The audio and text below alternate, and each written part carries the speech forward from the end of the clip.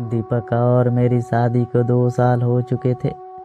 मैं बिहार के मधुबनी से हूँ, जहाँ बचपन से ही ये सिखाया जाता है कि लड़की की सबसे बड़ी इज्जत उसकी लज्जा होती है।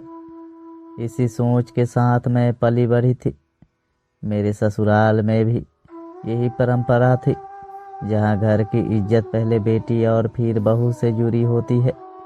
शादी के बाद मेरी ज़िंदगी बहुत खूबसूरती से चल रही थी। दीपक बहुत प्यार करने वाला पति थे। उनका स्पर्श मानो दिन भर की थकान को मिटा देता था। हमारे बीच रिश्ता सिर्फ पति पत्नी का नहीं, बल्कि दोस्ती और अपनेपन का भी था। वह हर रूप में मेरे साथ खड़े थे। कुछ समय बाद मैं गर्भवती हुई और यह खबर पूरे परिवार के लिए खुशी लेकर आई। सबने मेरा ध्यान रखा। एक दिन रूटीन चेकअप के लिए मैं दीपक के साथ अस्पताल गई।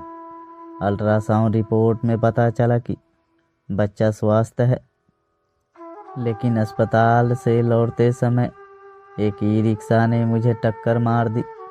दीपक ने मुझे संभालने की कोशिश की, लेकिन मैं पेट के बल गिर गई। दर्द असहनीय था। हमें तुरंत अस्पताल ले जाया गया, लेकिन रास्ते में ही मैं बेहोश हो गई। जब मुझे होश आया तो लगा जैसे शरीर का कुछ हिस्सा काम नहीं कर रहा था। दीपक ने मुझे दिलासा दिलाया और कहा कि सब ठीक है। बाद में उन्होंने बताया कि मेरी रीढ़ की हड्डी में गंभीर चोट थी और कई नसें डैमेज हो गई थी।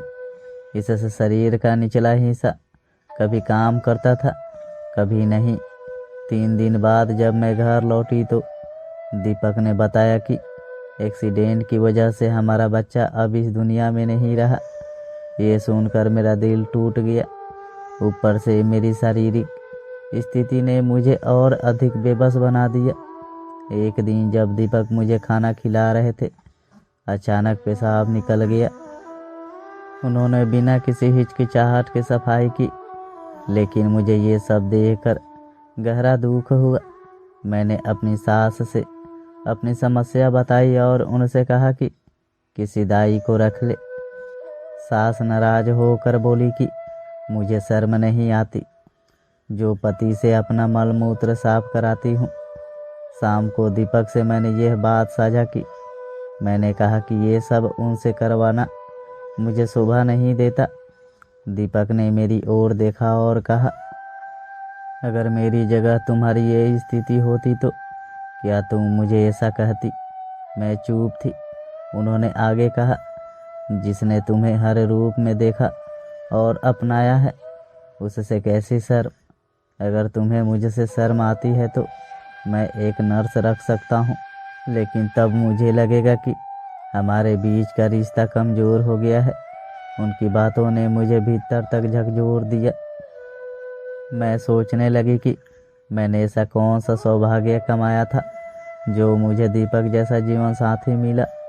आज उस हादसे को 2 साल हो चुके हैं। दीपक रोज रात मेरे कमर की मालिश करते हैं ताकि मैं जल्द से जल्द ठीक हो सकूं। उनके प्रेम और संपर्क ने मुझे हर कठिनाई से लड़ने का साहस दिया। दोस्तों, अगर आपको ये कहानी अच्छी लगी हो तो मेरे वीडियो को लाइक करके चैनल को सब्सक्राइब कर लीजिए।